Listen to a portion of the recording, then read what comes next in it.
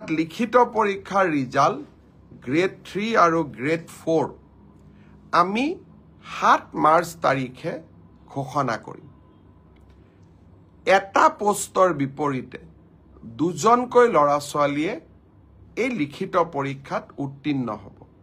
শেষৰ নম্বৰটোত যদি বেছি ল'ৰা ছোৱালীয়ে একেটা নম্বৰে পায় তেতিয়াহ'লে হয়তো 3000 পোষ্টৰ বিপৰীতে মই ধৰি ল'ব কৈছোঁ 6000 ল'ৰা ছোৱালী পাছ কৰিব লাগে, কিন্তু একেটা নম্বৰ যদি বহু পৰীক্ষাৰ্থীয়ে লাভ কৰে তেতিয়াহ'লে একে নম্বৰ পোৱা ল'ৰা ছোৱালীসকলেও পৰীক্ষাটোত ডেফিনেটলি পাছ কৰিব।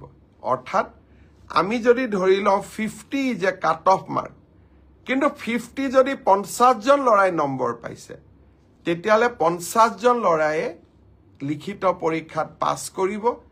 গতিকে 1:2 বুলি ক'লেও 1:2 একেবাৰে গ্ৰামাটিকেল চেন্সত নহ'ব, হয়তো 2-4জন ল'ৰা ছোৱালীয়ে